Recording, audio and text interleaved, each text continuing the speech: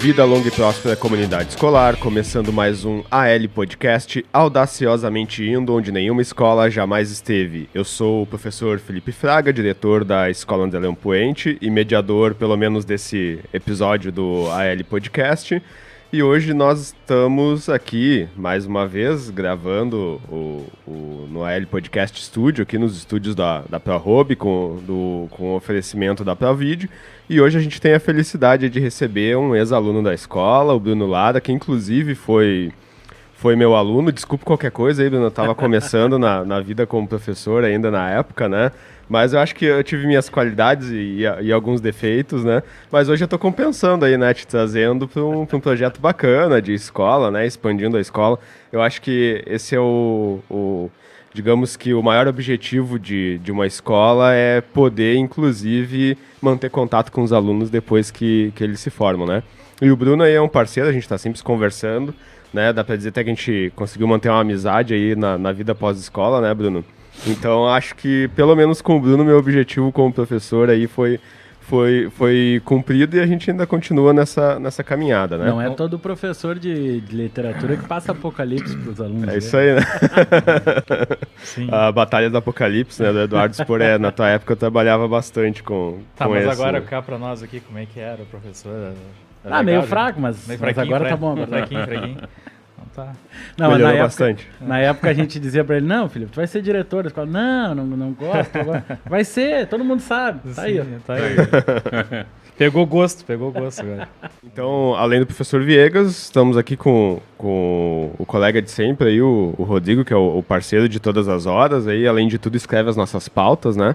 Então, as últimas pautas, inclusive a que a gente vai gravar hoje, o Rodrigo é que produziu, né? Então é o nosso escritor principal, né? Mas então nós convidamos o Bruno hoje para conversar aí principalmente sobre jornalismo para a internet, sobre produção de conteúdo para a internet também, porque o Bruno é jornalista, né? Formado, mas nós vamos deixar o Bruno mesmo se apresentar aí, depois a gente volta a conversar. Na verdade eu sou formado pelo ALP, né? Porque é incrível, cara. Quem conhece o LP sabe, se cria uma família, todo mundo se conhece, todo mundo se vê depois, né, Felipe? É incrível. O pessoal diz, eu estudei lá, eu também estudei lá, virou amigo na hora.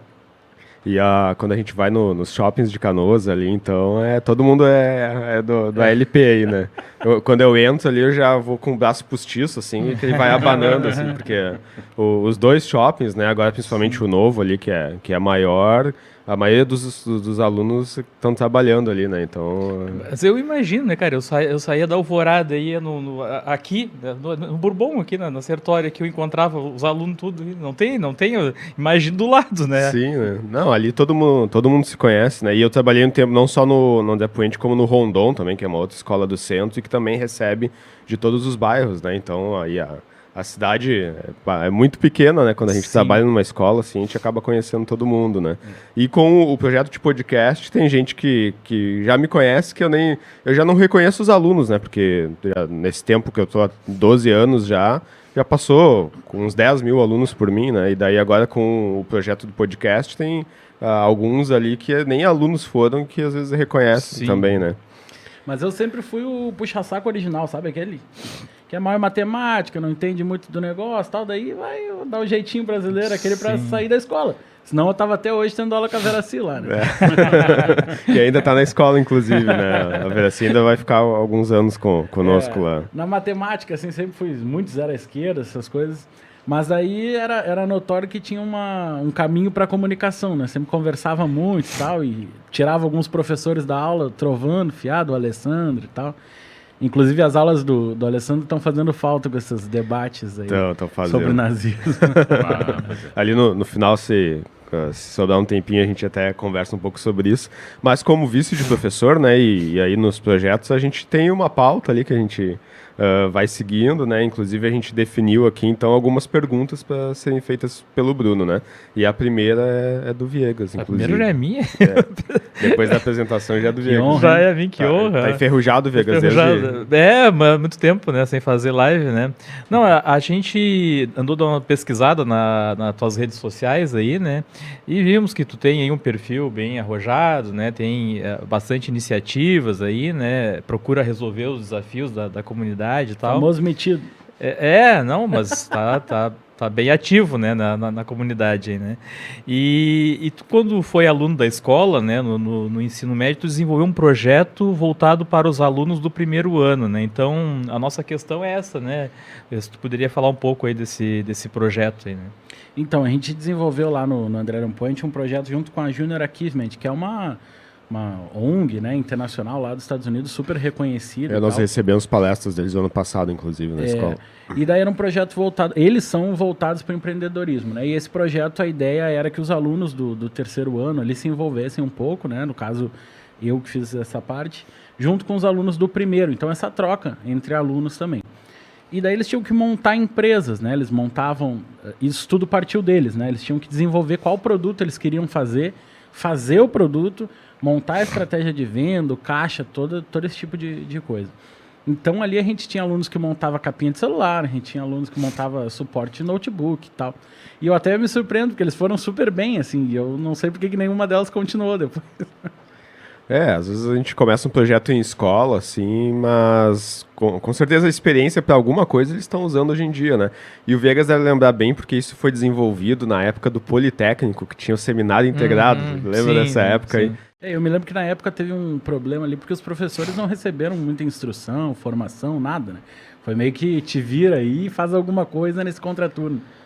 O que se diz que aconteceu ali naquela época, que é do Tarso, o governador e tal, né? E ele foi ministro da Educação e ele já sabia desse projeto do novo ensino médio, que já estava sendo construído, né? E daí ele meio que se adiantou e colocou aquilo que está chegando agora como novo ensino médio, né? Então era meio que os itinerários formativos ali que chegaram como seminário integrado, né? A única coisa é que algumas escolas, acho que a maioria inclusive era no turno inverso, né? E o Bruno era um que não saía da escola, né? Aí ele tava lá, estudava de tarde, mas estava de manhã lá. Não sabe que lá no Feijó não, né? Lá no Feijó era no turno no turno mesmo, era né? no mesmo turno. E alguns Tanto casos... que tiraram, né? Na época teve um pouco de chiadeira que tiraram a carga horária de algumas disciplinas, né? E o que acontecia? Algumas escolas colocavam no mesmo turno, né? Daí tinham 6 períodos, as outras faziam 5 e era no contraturno, né? Mas aí aqueles alunos que já trabalhavam, faziam estágio e tal, eles não precisavam fazer porque eles compensavam com o estágio, daí fazia a comprovação de que já trabalhava e tal, né? Mas eu me surpreendi na época com a qualidade de alguns produtos, sabe? Eles faziam aquelas almofadinhas de colocar o notebook em cima, sabe? E, cara, ficava... Assim, não perdia nada para as que se vendia no mercado, sabe? Sim. Inclusive o Chromebook veio numa dessas hoje que tinha na escola lá e eu uso, né? Pra te ver. Se durou até hoje é porque era bom. Sim, uma coisa vai fazer 10 anos já, né? Imagino. É bom mesmo. Vai lá, Rodrigão, então... Bom, prazerzão te receber aí, Bruno. Prazer é todo meu. E dando sequência a essa questão aí que até foi colocada inicialmente pelo Viegas e tal, né? A gente já está falando sobre educação, né? E a gente também viu, quando pesquisou o teu perfil, que tu teve um engajamento na tua vida universitária, né? Atuando, inclusive, como integrante do Diretório Central dos Estudantes na tua faculdade. Então, eu queria que tu falasse um pouquinho para nós sobre a vivência que tu adquiriu nesse período, assim, os desafios que tu teve, né? O que mais te marcou nesse período, enquanto tu atuou nessa empreitada aí. Eu sempre tive um perfil meio voltado para a política, assim, o Felipe sabe bem, atuando de várias formas e tal. E na faculdade, isso eu acho que é meio que do perfil das pessoas, né? Tu não consegue se dissociar disso às vezes. E na faculdade acaba que tu tá ali também se envolvendo e no fim me convidaram para ser vice-presidente de uma chapa, né? Daí fui vice-presidente e tal. Depois o presidente saiu, eu assumi como presidente. Então a gente trabalhou em várias questões que eram importantes ali para aquele ecossistema, né? Como, por exemplo, o transporte da faculdade até o trem, que era um motivo de assalto e tal. E no fim acabou que os professores também usavam, então eram serviços bem importantes. A gente recebia ali uma verba da instituição e no fim eles se beneficiaram muito, porque a gente fazia sala de jogos, a gente fazia um monte de coisa que era interessante, né, para eles também. E eu me lembro que essa experiência foi interessante para quem fazia parte, né? Porque eu assumi de vice para presidente e a minha vice assumiu de presidente também. Eu brinco até hoje, Rafaela, que foi um golpe isso daí que tu me deu.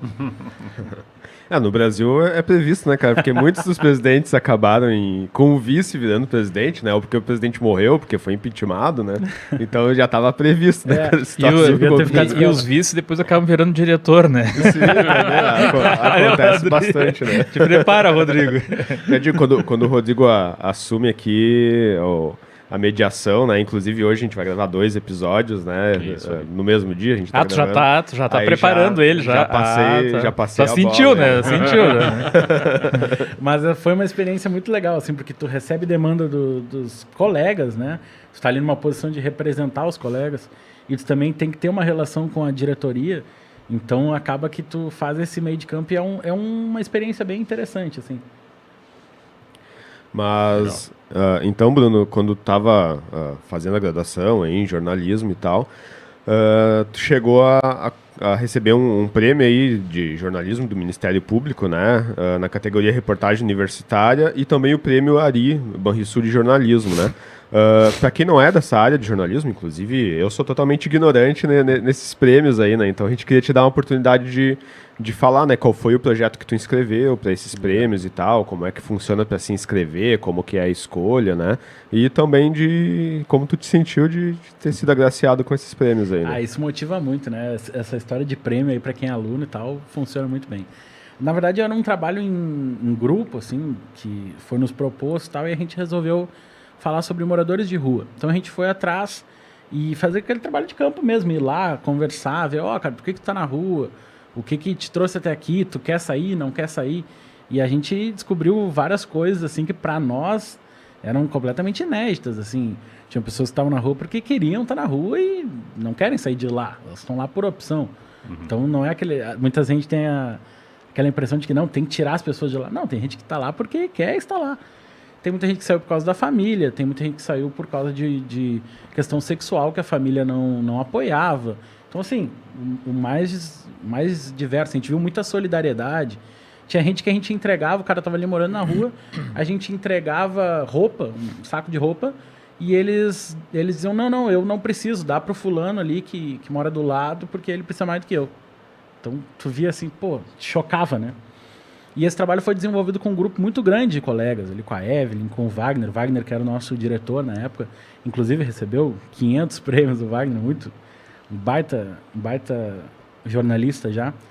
E a Vanessa, vários outros. A Sara era a nossa professora. Eu sempre fui, né, o puxa-saco original, então não tem que falar na professora. E a gente desenvolveu outros projetos como revista também, mas esse nos marcou muito porque a gente ganhou os 2 principais prêmios do Estado, né? A ARI é a Associação Rio Grandense de Imprensa e o Ministério Público do Rio Grande do Sul são 2 instituições muito reconhecidas, né? E a gente ter ganho esses prêmios é de colocar no quadro e entregar para a mãe. Massa.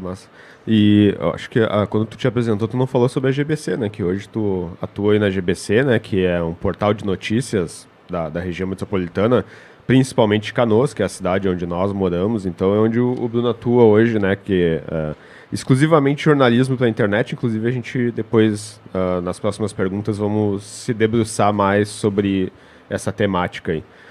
Mas a segunda do Viegas agora, então... Bom, em 2013, né, tu atuou como professor voluntário do projeto Mais Educação, né, em uma escola de ensino fundamental, né.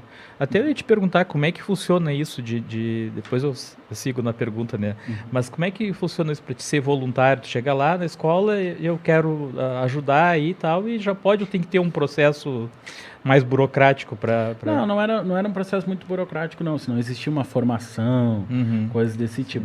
Tu chegava lá, tinha que estar cursando, tinha que ter alguma coisa, obviamente, para aquilo que tu está te propondo, né? Mas era uma ideia de contraturno, assim como o da Junior Achievement lá. Até eu acho que por isso que eu topei aquela ideia lá antes. Sim. Mas a ideia era que tu tivesse uma atividade extracurricular no outro horário, né? E daí tinha professor de judô, professor de sei lá o quê, dando oficinas, né? E daí acontece que tu recebia uma verba ali, né?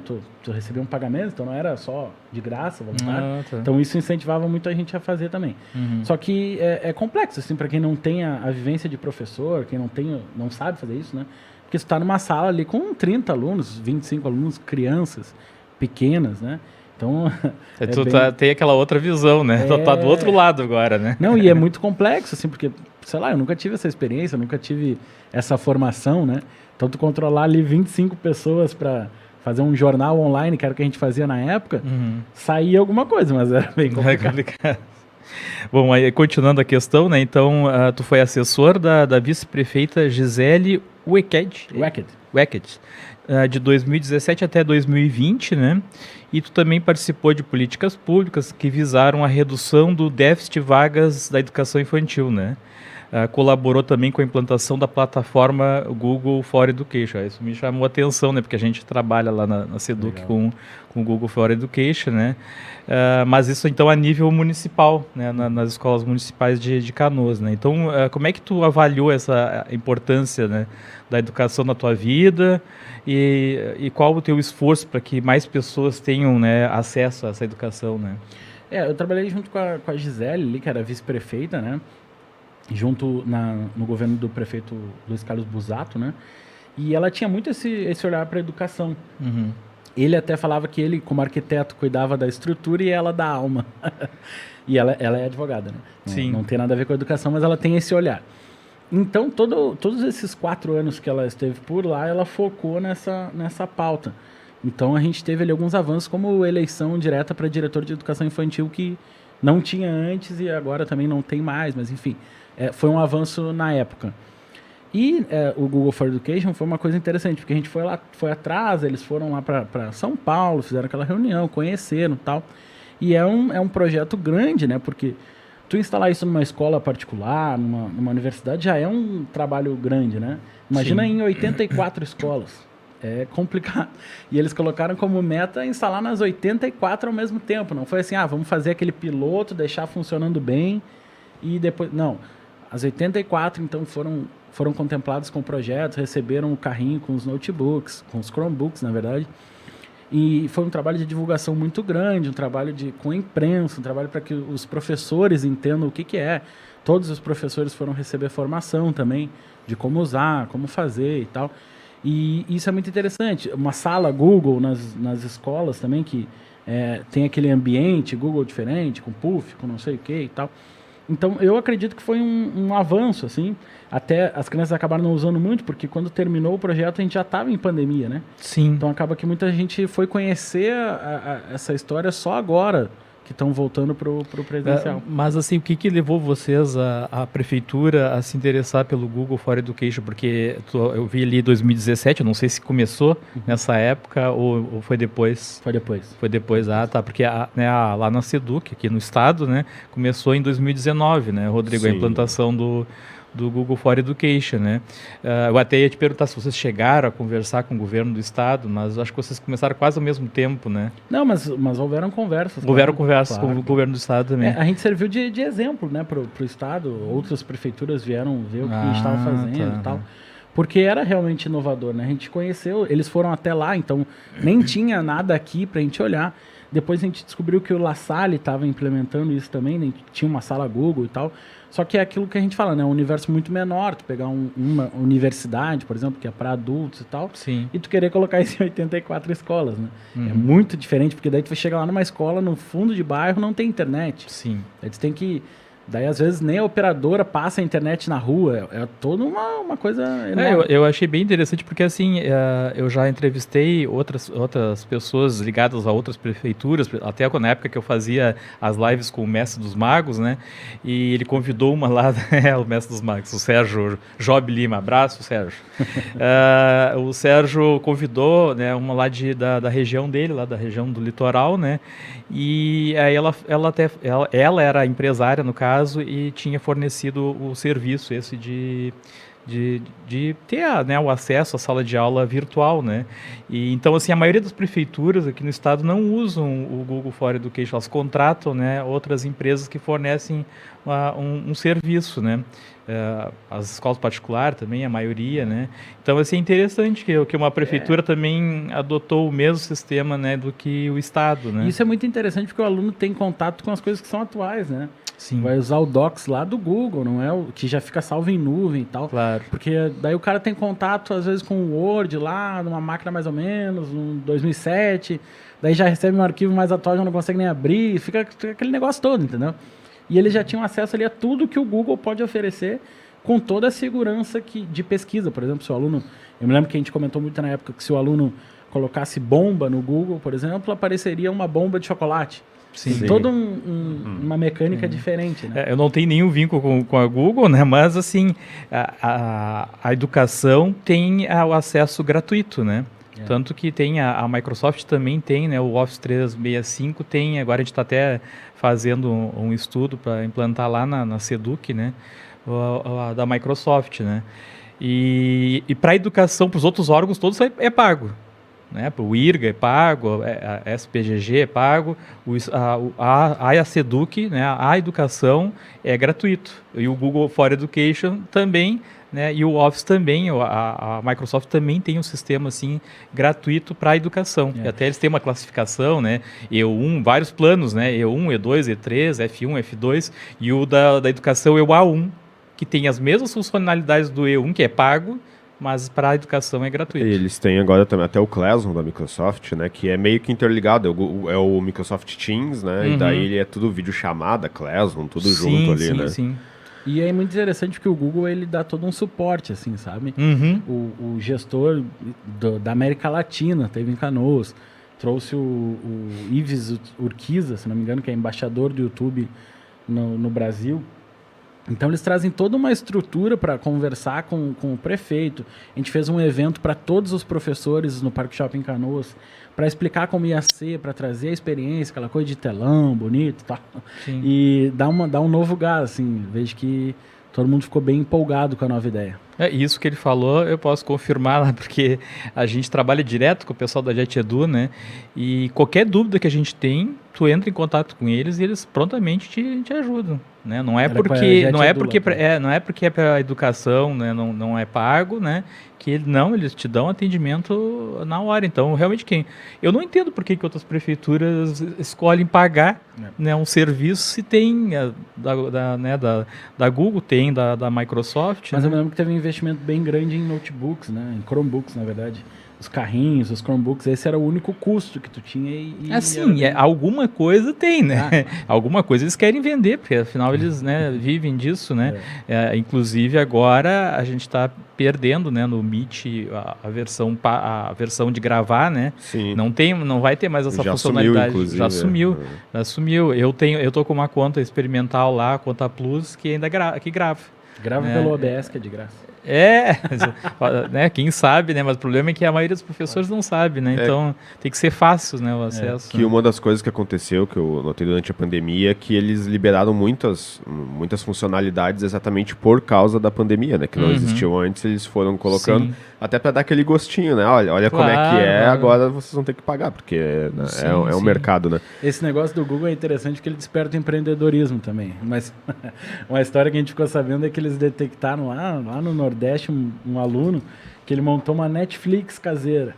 Porque o acesso é ilimitado, claro, a quantidade de dados. Não é aqueles 15 GB de drive. Então o que ele fazia? Ele baixava um monte de filme, mas um monte de filme, série, coisa arada. E daí deixou uma nuvem enorme. Agora ele vai ter que pagar. E ele vendia para os colegas. Então, empreendedorismo puro. Sim, isso acontece bastante, né? Com limitado. A nossa conta também é limitada. Isso aí, uma vez tinha um colega meu que disse, vamos fazer um curso usando o Google Sala de Aula, né? E aí, na época, a gente ficou com essa dúvida. Tá, mas e se a gente ganhar dinheiro com isso, vender o curso, não vai causar algum problema? Porque, afinal, ele é usado para educação de forma gratuita. Não sei se o que esse teu amigo fazia era legal. Não, amigo, não, só fiquei sabendo da história. Depois cobra a conta de mim.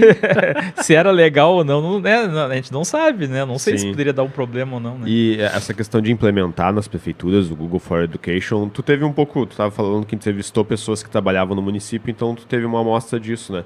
Mas eu notei bastante que os professores que a gente tinha na escola, que trabalhavam também no município, principalmente de Canoas, mas a gente tem muitos professores de Esteio, lá também Esteio eu sei que também implementou. Quando chegou a pandemia, eles estavam muito mais preparados a utilizar as ferramentas Google, exatamente porque eles foram incentivados no município, né? E os professores que a gente teve mais que ensinar algumas coisas eram aqueles que trabalhavam só no estado. E no estado até foi implementado, mas muito mais devagar, assim, né? Porque o e-mail @educar a gente tem desde 2015, 2016, né? Que chegou pra gente utilizar. Já era as ferramentas Google for Education, né? Só não tinha aquela proximidade de ter uma empresa, que nem a GetEdu, dando aquele suporte, né? Por isso que as prefeituras, elas contratam a empresa, porque daí é muito mais fácil para dar formação e tudo, né? Porque a formação o Google dá, mas é por vídeo. Você tem que ir lá e assistir o vídeo e tal, né? Tem que procurar lá, Google for Education e tal. E se contratar uma empresa, ela mostra tudo, né? E no início os professores estavam muito engatinhando, né? Porque nem todos, a maioria dos professores eram migrantes digitais, não tinham muito contato. Hoje, às vezes eu tenho que ensinar ainda a professora a anexar no e-mail algum arquivo lá, porque eles não acham o clipezinho ali para anexar, né? Ligar o projetor é clássico. Sim, imagina. Eu digo muito que eu virei diretor. Sempre tinha um aluno profissional em ligar. Sim, eu digo muito que eu virei diretor por causa disso, que me chamava o tempo todo para ligar projetor e alguma coisa lá assim. na O Felipe era também. nosso aluno da tecnologia. O Bruno lembra que eu tava dando aula, batia um professor, tu pode me ajudar lá com a caixa de som? A caixa de som da escola até hoje é um eu problema. Eu também, seguidamente me chamava na sala. E daí tu vê que os professores que trabalhavam no município estavam bem mais preparados, né? Tanto que no estado, a gente estava conversando em off, é agora que tá chegando os Chromebooks, né, e tal. E no município já tem, antes mesmo da pandemia, alguns já tinham, né? Então os professores estavam mais preparados, né? Aí é uma outra experiência, tanto que nas escolas de Canoas e Esteio também, tu vai na frente da escola, tem uma placa, ferramentas Google for Education e tal, né? Legal. As do estado ainda não tem isso. Mas pode ser que chegue em algum momento também, né? De ter essa parceria mais próxima, assim, com as ferramentas, ou até daqui a pouco vai migrar para a Microsoft, né? Porque eles também tão entrando. Aí entra uma outra questão, né? Tu imagina a polêmica que dá botar a placa do Google for Education na porta da escola. Ah, sim. Né? Aí entra, né, toda a questão estado política. tem mais isso, Tem mais né? visibilidade, né? Apesar de que hoje a placa na frente da escola é pouca gente que vai ver, né? Mas hoje todo mundo já utiliza as ferramentas Google e posta, já tá todo mundo vendo as redes sociais, né? Mas tu sabe que sempre não tem mais né? muito como fugir disso, não, né? Bueno, antes de passar para a minha pergunta, eu só queria fazer uma colocação, já que vocês falaram agora há pouco sobre o Junior Achievement, né? E eu participei lá por 2007, 2008 como voluntário num projeto que eles desenvolveram na época, que eu acredito que eles estejam conduzindo esse projeto ainda hoje, mas eu penso ser um projeto bem importante, principalmente agora nesse contexto pandêmico que a gente vive, que era um projeto chamado As Vantagens de Permanecer na Escola. Então, o que aconteceu?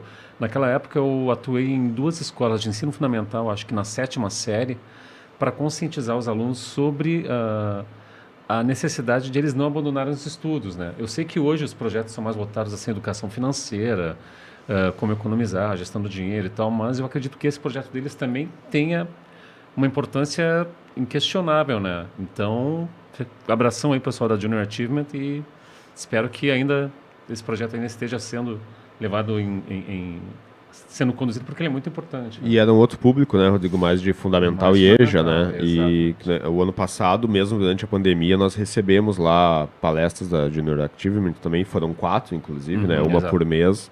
E daí a gente fez nesse formato online, então mesmo durante a pandemia eles continuaram fazendo esse tipo de formação, até a parceria com a Seduc CRE, inclusive, né? Veio via CRE, tudo institucional, assim, oferecendo às escolas que quisessem receber, e nós recebemos lá, até teve uma boa participação dos alunos, né, inclusive.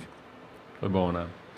Mas, Bruno, é o seguinte, a gente gostaria que você falasse um pouquinho mais sobre o seu canal de comunicação GBC, né, que você está se dedicando atualmente, que dá notícias sobre Canoas, outras cidades também da região metropolitana.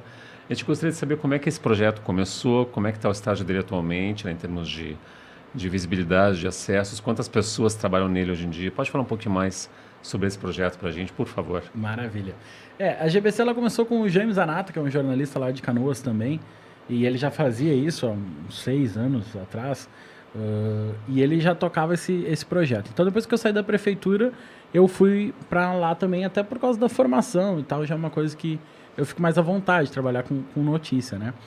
Então, ele cuida mais da notícia e tal, e eu faço mais a parte institucional, comercial, e essa parte também jornalística um pouco. E a GBC, ela cobre a região metropolitana, que é aquela que fica na sombra de Porto Alegre, né? Canoas, Esteio, Sapucaia, Nova Santa Rita, Cachoeirinha. Alvorada, não vai esquecer da minha cidade, né? Não, mas lá a gente não chega ainda. Não chegou ainda. Porque lá é meio longe. Pô. É que quando a gente é em Canoas, né? A gente tem que atravessar Porto Alegre ali. Já pode contratar o Santos pra fazer Aí, a cobertura se lá. quiser fazer um extra. Olha. E aí a gente cobre essas cidades. Aí hoje a gente tem um número de acesso bem relevante, né? A gente chega em 1,5 milhão de acessos por mês. Significa aí mais de 30 mil acessos por dia. A gente está falando daquela visualização, né? Aí o cara foi lá e visualizou 2, 3 vezes, conta 2, 3 vezes. Então não é um número de pessoas, mas mesmo assim é um número extremamente relevante, né? A gente chega aí certamente em mais de 100 mil pessoas. A gente está falando em Canoas, por exemplo, que é uma cidade que tem 400 mil habitantes. Então é um chegar importante. E a gente está passando por esse momento de que a mídia tradicional ela tem algumas suas desconfianças, né? O jornal impresso é um jornal caro, um jornal que sai atrasado. Eu sempre digo que o jornalismo é uma profissão atrasada, né? Porque o jornalista ele só atua depois que a coisa aconteceu, né? Tem muita gente que acha ainda que jornalismo é dar opinião e tal. É uma parte, mas isso não é puramente jornalismo. Então, para o jornalismo entrar em ação, quando chega a nossa vez de fazer alguma coisa, ou alguma coisa já aconteceu, né? Ou alguém já investigou, ou alguém já foi condenado, ou alguém já foi morto, ou aquela iniciativa já foi implementada. Então, eu brinco que a gente está sempre atrasado e o jornalismo é aquilo que acontece agora, né? Não adianta a gente querer fazer aquela coisa de escala, de um produto que tu vai vender daqui 1 mês, 2 meses. Não adianta. É muito rápido, né? É muito rápido. Se der a notícia um pouquinho atrasada, já era, né? Então, assim, é aquela coisa que e esse é o cuidado que a gente toma, sabe? Aconteceu um negócio agora, a gente vai lá e mete urgente. Aconteceu agora. Depois a gente vai lá e mete agora. Tal coisa, não sei o quê. Trem tá fora de operação agora. Por quê? Sim. Porque demora 1 hora, 2 o trem voltou. Então, o que adianta eu colocar isso no jornal de amanhã, né? Então, a gente tem muito esse Ontem o trem parou e tal, né? Sim. Então a gente tem muito esse foco e é como tu disse, né? Passou 3 horas, não precisa mais publicar. Sim. O trem já voltou, a vida tá normal e segue o baile. Sim. É bem... Eu acompanho bastante o trabalho do Bruno ali, é bem hard news mesmo, assim, né? O que tá acontecendo, já sei ali... Muitas coisas da cidade que acontecem, eu sei por ali, né? Porque eu tenho tanto a lista de transmissão da GBC mesmo e o Bruno também encaminha ali, né? O que quer dizer o GBC ali? É Grupo Brasil de Comunicação. E é uma tarefa bem difícil de fazer, porque muitas vezes tem até que escolher o que eu mando agora, né? Porque tá acontecendo 4, 5, 10 coisas ao mesmo tempo. E não sabe. E quando a notícia, a recém aconteceu também, para saber ser fidedigno com o que tá acontecendo, tem que ter todo um critério ali, né? Pra se fazer isso. Tu não vai, claro, não vai dizer as fontes, né? Mas como é que tu busca essas informações para ter elas bem chega rápido? por tudo que é lugar. Pela internet, ou alguém te vai te passando, A gente chega muito longe, né? Sim. Então acontece que as pessoas veem e nos mandam. Às vezes chega da polícia, às vezes chega da vítima, Sim. chega de vários lugares. Deve ser mais ou menos. Eu escuto muito rádio, né? Eu sei que o Felipe também, né, gosta de rádio. E às vezes a gente tá no trânsito ali, uma pessoa manda, né, pelo WhatsApp ali, tá tudo trancado aqui na Sertório, por exemplo, né? E aí já na hora o cara já diz, o fulano aqui avisou, né? Então acredito que mais ou menos isso que acontece. Geralmente é assim. E é por isso que o jornalismo ele tem que ser profissionalizado, né? Tu tem que ter um cuidado. Porque o que a gente aprende na faculdade faz falta para muita gente é que todo mundo que te passa uma informação tem um interesse, né? Sim. Tu tem que saber disso. A pessoa que está te passando aquilo, ela não gosta do vizinho. E daí ela viu que o vizinho foi preso, ela é a primeira a te mandar. Sim. Mas esse, por exemplo, do trânsito, talvez porque ele queira que tu fale o nome dele. Lá, o Viegas lá tá me dizendo tal coisa. Disse meu nome na rádio lá, né? Então, às vezes não acontece o interesse seria esse, né? Não acontece muito no hard news, mas tu vai ver depois isso acontecer na política, por exemplo. O vereador, o assessor do vereador vai lá e diz, o outro vereador tá sendo investigado não sei do quê. Tá aqui o processo. Sim, sim. E se tu entra na onda ali, se tu não conhece o interesse de cada um, aí é... Se é uma notícia rápida, tu não tem como correr atrás da veracidade, né? Porque tu vai correr atrás, já passou a notícia. Mas é isso que transforma, é isso que diferencia o jornalista do cara que publicou no Facebook, né? Sim. Por isso que a gente toma um cuidado sempre de... Tu conhece as fontes. De fazer 2 coisas. Uma matéria inicial, que é aquela... o cara foi morto a tiros no bairro tal, em Canoas, tal hora. Matéria inicial curta, o cara morreu. Depois a gente investiga. se o cara tinha antecedentes, se foi uma disputa de tráfico, se era, sei lá, teve um feminicídio em Canoas na última semana, era um ex-namorado dela e que era o principal acusado. Mas nisso, até chegar nisso, a gente precisa confirmar com a polícia, a gente precisa não sei o quê. Então, no início, a gente não diz isso. Ah, foi o cara. Né? Porque a gente precisa toda uma credibilidade, né? Eu acompanho muito jornalismo, né, de futebol, né, de esportes, né, e os caras, como é que eles conseguem as informações, né? O cara tem acesso a um jogador, ou tem o cara da limpeza lá dentro, né, do Beira-Rio, lá da arena e tal, né, que passa, vocês têm esse tipo de fonte, Claro, sim, tem essas fontes confiáveis. Sim, sim. Que... o cara que dirige a SAMU, o cara que é o diretor não sei da onde. Tá. E essas fontes são muito variadas. Muito importantes, assim. né? E no esporte também tem isso, que... Essa questão do interesse, entendeu? Tu faz alguma coisa? Tu gosta Gosto da parte bastante. Não atuo muito, mas gosto bastante. Inclusive, boné do Colorado 2006, campeão do mundo. Olha só aí. pra lembrar. Ah, esse é dos meus, é dos nossos. Aí, Só o Rodrigo não vai gostar. 3-1 aqui, tô Tu perdendo aqui. tá sempre minoria aí, Rodrigo. Acho que tu tem que repensar essa situação. Até o cenário tá vermelho hoje. Mas aí acontece o seguinte, o jogador, por exemplo, quer ser vendido. Não tem proposta pro jogador. O que ele faz? O empresário dele vai lá, larga no jornalista, ó. Chegou uma proposta pro fulano. Pô, mas não chegou nada de proposta pro fulano, mas daí ele já joga isso, o outro time, ali, ó, o fulano tá vendo, entendeu? Sim. Então tu tem que saber Tá esse acontecendo interesse. muito, vamos sair um pouquinho, tá acontecendo muito agora no Inter, né? O Inter se interessou pro jogador lá, não, mas aqui o Flamengo tá interessado, o Palmeiras, pô, daí o preço do cara já vai lá em cima. Exatamente. Então, isso é uma especulação que se faz. E o jornalista tem que saber isso para não ser usado, entendeu? Sim. Eu tenho que saber quando o cara tá querendo Não é fácil, o valor né? dele. Não é fácil, Não tem é que saber bem, né, onde E isso, o que prejudica muito isso é a velocidade. Porque antes já era ruim porque tu tinha um jornal para botar na rua todo dia, né? Mas tu tinha um dia inteiro para confirmar. Tu falava com fulano, presidente do clube, ô presidente, tu tá querendo mesmo contratar o fulano ou é a história dele? Hoje em dia já é difícil fazer isso. Porque tu tá ali com 20 matérias para fazer no dia, não tem nem como. sempre dá. Indo pro encerramento aí, então, Bruno, já que a gente tá falando sobre jornalismo e também sobre conteúdo pra internet, tu até citou ali, quando tu citou do Alessandro, sobre as aulas de história. Tem que botar o Alessandro em rede nacional falar sobre botar em rede nacional, né?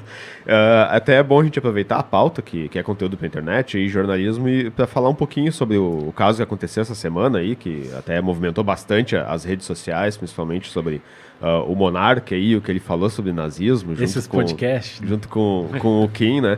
É exatamente. Os caras que falam demais. É exatamente isso que tu falou, né? Ainda quando tu citou o Alessandro, eu lembrei que o Monarca, depois do que falou, ele botou a culpa na bebida ainda, né? Coitado de quem bebe ainda, os caras, né? Ficou aquilo, quem bebe ainda vira nazista. Eu lembro que o Alessandro ainda postou assim, tá no terceiro copo e ainda não virei nazista, né?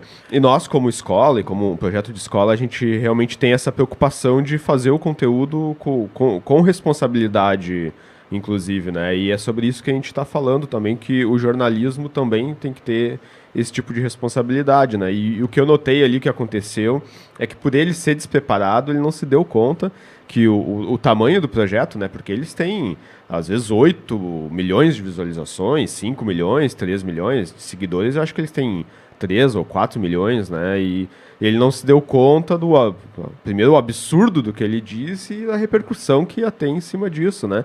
E então, tanto o professor de história, como é o caso do Alessandro que a gente citou, é o caso do Rodrigo também, né? Eu lembro que quando eu ainda estava em sala de aula, eu discutia muito isso com os alunos, porque até ali o governo Dilma existia, acho que até o Viegas, apesar de ser da matemática, vai lembrar que na redação do Enem existia uma regra que tu não podia ferir os direitos humanos enquanto tu fazia a redação. O Bruno deve lembrar que eu falava muito sobre isso.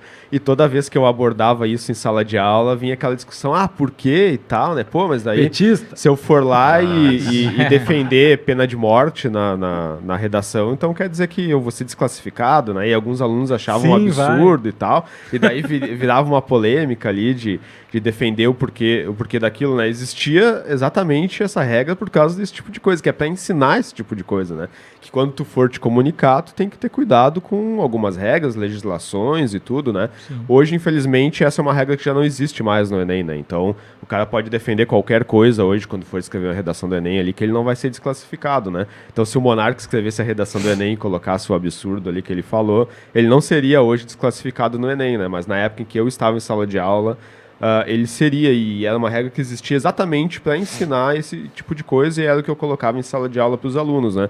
E é o tipo de consciência que um jornalista tem que ter, um professor de história tem que ter também, né? Como eu disse, o Rodrigo sabe muito bem exatamente por ser professor de história aí, né? Mas só para a gente poder falar um pouquinho, até porque como a gente está nesse projeto de podcast e tudo, eu sei que essa semana teve inclusive um olhar um pouco diferente para essa coisa do podcast, né? E até dos pais, assim, pô, a escola ela tem podcast, olha o que aconteceu, né? E a gente sabe que vai ter um olhar em cima do podcast exatamente por causa desse acontecimento. A gente vai ter mais pais e alunos nos assistindo e até prestando mais atenção no que a gente vai estar falando. Eu acho importante dar esse recado aí de que tem que ser feito com responsabilidade, principalmente por nós sermos uma escola, e a gente tem bastante essa consciência de que tem coisas que não podem ser ditas, né?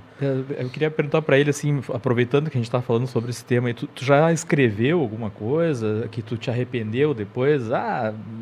Não era bem isso que eu queria, ou deu uma repercussão, alguma coisa assim que...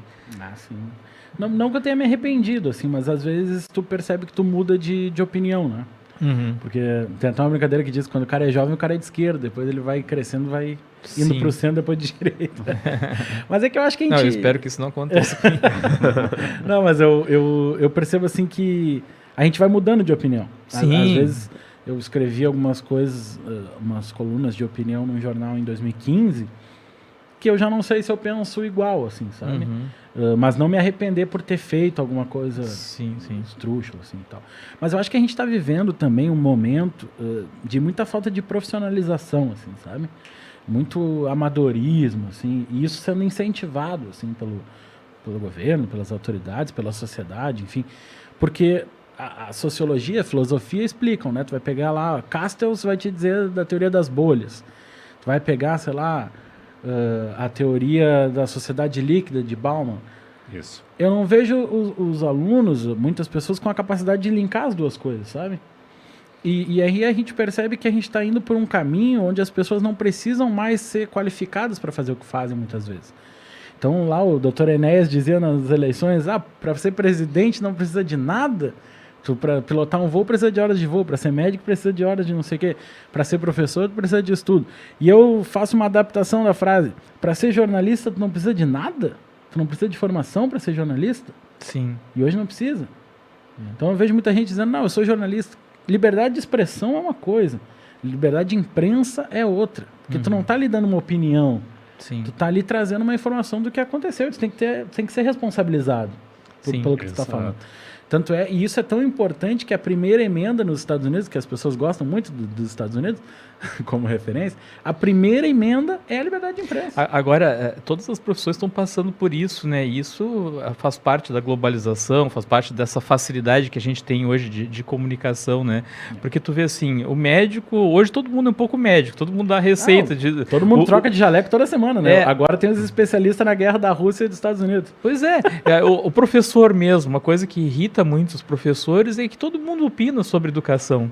Todo mundo diz como tem que ser, quando que tem que dar aula, que hora que tem que dar aula, quantos períodos tem que ser, o que pode, o professor de história pode falar na aula. Se religião, história, filosofia é importante ou não é? Como que o professor de matemática tem que ensinar a fazer cálculo. E as pessoas falam isso sem estar no chão da escola. Isso. Então, assim, isso aí é uma coisa que eu acho que a gente, não adianta ficar bravo, a gente tem que aprender a conviver com isso e saber mostrar, né? Por exemplo, nós aqui, a gente não vai vir falar de notícias aqui, né, e tal. A gente está vindo sempre falar sobre educação, né? Eu até prefiro os temas de educação porque eu me sinto mais à vontade para falar, porque eu acho que a gente tem uma certa propriedade para isso, né? Assim como tu tem a propriedade para falar sobre jornalismo, né? Então, agora, é bem que tu falou, tem pessoas falando de tudo, né? E principalmente a política, porque todo mundo gosta de falar de política, né? E aí mete os pés pelas mãos, né? E eu acho que a gente está num segundo passo, porque a gente não está mais só no passo de falar sobre as coisas. A gente está no passo de atuar, de ser o profissional daquela coisa que não tem conhecimento. Então a gente a gente influencia a opinião das pessoas, né? Então a gente pega o motorista de aplicativo, tá? O motorista de aplicativo, ele dirige 12 horas no trânsito. Ele não tem preparação nenhuma. Então ele está ali 12 horas no trânsito, que é uma coisa extremamente estressante, com pessoas que ele nunca viu na vida, entrando sei lá quantos passageiros num dia. E, beleza. Daí a gente cai naquela historinha de que, não, isso é empreendedorismo, isso incentiva a renda e tal. Eu já acho que a gente está caminhando para um momento onde a profissionalização está sendo baixada. Então tu tem um amadorismo, daí tu tem o advogado. Precarização do trabalho. Tem o advogado que é contratado PJ, em vez de ter os direitos dele, ele tem que fazer Uber para conseguir complementar a renda, o engenheiro, o professor. Daí tu pega desastres como esse do Monark, tem esse problema também. Tu pega Boate Kiss lá da vida. É um cara lá que tava fazendo um extra, ganhou 50 pila para ir com a banda lá, acendeu o negócio, morreram 260 pessoas. Então, para te ser o holding de uma banda, tu também não tem que ter formação nenhuma. Quem é que cobra? Quem é que fiscaliza? Então, eu acho que esse é o problema. E está tudo muito ligado à responsabilidade que as pessoas precisam assumir. Eu acho que essa pauta é importante, porque, por exemplo, essa manifestação do Monark, ela ocorreu num contexto em que tu vive num país em que grupos neonazistas cresceram 270%, de acordo com um estudo recente, né? E você teve um outro comunicador, que fez uma saudação nazista durante uma transmissão, durante uma entrevista. Então, isso é muito preocupante, né? Você também está num ano eleitoral e esses grupos aí que estão se expandindo no país também estão se armando, né? Então, são coisas assim que estão diretamente ligadas à liberdade das pessoas, mas que tem que ser vivenciada com a responsabilidade que elas assumem por aquilo que elas dizem. Porque tu não pode defender que um partido nazista tenha que o cara nazista possa ter um partido sem entender o que um partido pode fazer. Exato, e isso está diretamente... O cara, quando fala isso, ele está cometendo um crime. Tem uma lei, que eu não lembro se é 7.716, alguma coisa assim, de 89, que tipifica como crime. Então, o que o Monark fez, ele cometeu um crime... E um partido político tem as suas liberdades, as suas atribuições. Tu pode juntar pessoas, tu tem liberdade de se reunir, tu tem liberdade de colocar candidato, tu vai receber verba para fazer campanha. Exato. Não é uma coisa assim de tipo, não, nós vamos pegar e vamos ignorar o que ele fala. Não é assim, não.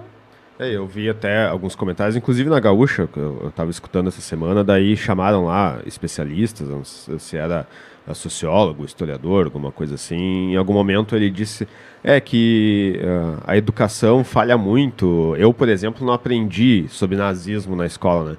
A escola ensina, né? Agora o Alessandro em horário nacional, pelo amor de Deus. Exato. Agora, se o aluno está prestando atenção, se o aluno foi na aula aquele dia, o tempo que o professor de história tem ali, 2 períodos por semana, ou mesmo lá no fundamental, é um pouquinho mais, né? Mas nem sempre o professor tem a atenção cativa do aluno ali, né? E mesmo assim, é só abrir o livro de história ali, né? Então, essa é uma questão que ela já foi discutida nos anos 50, 60, 70, 80, né?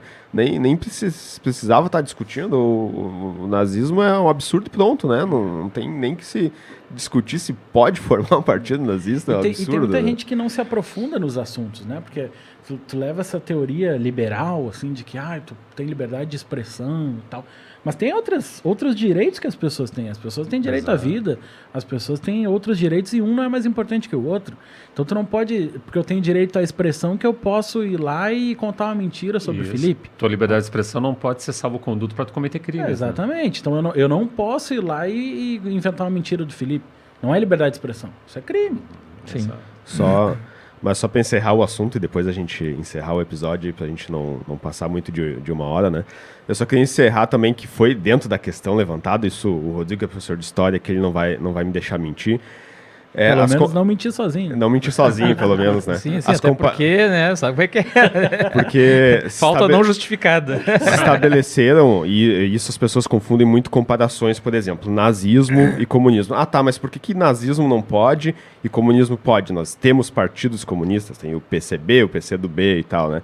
É porque dentro da filosofia, digamos, nazista, da filosofia comunista, está na filosofia, no cerne do nazismo, matar pessoas, né? Nós queremos eliminar pessoas, judeus, pretos, gays, né? Então, dentro da filosofia nazista, esse é o cerne da questão, né? Agora, dentro do comunismo, já não, né? O comunismo é uma outra coisa que não tem dentro do comunismo matar pessoas.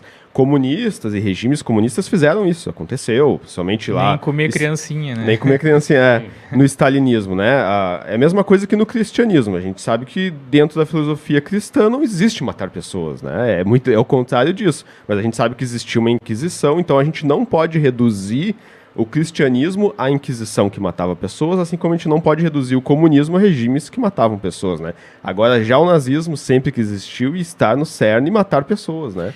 E então, aí se encerra a questão. Isso nazismo e comunismo são muito diferentes, Isso né? é aquela falta de ir mais a fundo no assunto, né? Fica muito exato. raso. E daí tu escuta lá o Rodrigo Constantino lá falando que é assim, deu. Que o nazismo é de esquerda. Tu faz o mínimo esforço comum lá e vou seguir o cara e deu, porque eu acredito nisso e é Bolsonaro e já era. Deu. Mas, então, já fazendo a minha fala de despedida, né? Eu fico muito contente, como eu disse lá no início, de poder receber o Bruno aí, né? Então, porque o Bruno foi meu aluno desde o primeiro ano, a gente então ficou 3 anos juntos na escola, né? Inclusive, eu estava lembrando hoje, tu te formou em 2013 ou 2014? Acho que foi 2012. 2012, né? Então, pegou todo esse período, assim, de efervescência, onde a coisa ia vir depois de junho de 2013 ali, né? E todos os acontecimentos Estava nas ruas lá em que 2013. vieram, né? E então fico muito feliz de poder receber o Bruno aí, da gente poder conversar, de poder expandir a escola de alguma forma. Nós não estamos dentro da escola hoje, mas nós estamos numa escola expandida aí no mundo virtual. Então agradeço muito a presença do Bruno aí, espero que o Bruno venha fazer parte do AL Podcast, né? Até estando na mesa aí, até como entrevistador, talvez até como apresentador. Já fica o convite para ele ter um quadro dentro do AL Podcast, Tá a gente fazer uma já. parceria aí com a GBC, inclusive, né? Faz tempo que a gente vem conversando sobre isso, vamos ver se esse ano a gente consegue colocar aí em prática, né? Mas daí os meninos fazem as falas de despedida e por último o Bruno, então. É um prazer ter conhecido o Bruno aí, queria te dar os parabéns pelo teu trabalho, pela tua trajetória e te desejar muito sucesso aí nessa tua carreira de jornalista e é isso. Prazer te conhecer. Bruno, prazer te conhecer também. E, inclusive, uma coisa que não foi dita ainda, o Bruno também tem uma participação bem importante no Instituto da Criança com Diabetes, né, Bruno? Legal. Então, é uma outra vivência aí que vale a pena a gente registrar aí, porque é uma coisa super importante, enfim, né? Te agradecer bastante pela tua presença aqui, né? Te convidar para voltar outras vezes, inclusive também como mediador, como apresentador, e porque tu precisares aí, a escola tá à tua disposição aí, meu velho. A honra é toda minha, eu que agradeço por terem lembrado de mim. Espero não ter falado muita besteira aí, se falei, corta, pelo amor de Deus. Não, já tem eu aqui no quadro, então não te preocupa. Tá tranquilo. A gente não é muito fã de cortar, não. E, Muito pelo contrário, a gente gosta que tenha, né? e no Instituto da Criança com Diabetes, lá eu também faço comunicação, e é muito legal porque tu trabalha com uma causa, assim, é uma coisa impressionante. O Instituto, ele atende 4.300 crianças com diabetes, tudo através do SUS, então não tem nenhum custo para as crianças. E quando uma criança descobre que tem diabetes tipo 1, é um choque muito grande, porque é uma coisa que fica pro resto da vida, né? Sim. É um tratamento super caro. Então, um kit inicial de diabetes lá custa R$518 e dura um mês. Então, é um tratamento caro. Então, o Instituto faz todo esse acolhimento. Lá tem todos os profissionais, com psiquiatra, com nefrologista, com endocrinologista, com enfermeiros e tudo mais. E também na primeira consulta o paciente já sai com o primeiro kit, né? Que demora ali um mês para ele conseguir receber pelo SUS e tal. Então é um trabalho excepcional que tem aí 24 anos, comandado lá pelo Dr. Balduino, pela Ana e pelo Falcão, que é o presidente lá, que era o jogador do Inter. Não. Pô, Falcão. Claro, Roberto Falcão. Show de bola. Só podia, né? Mas meu agradecimento aí, fico muito feliz de ter vindo aqui gravar com vocês e tá aceito o convite. Quando quiser é só chamar. Então tá, obrigado Rodrigo, obrigado Viegas, Valeu. obrigado Bruno e vida longa e próspera a todos.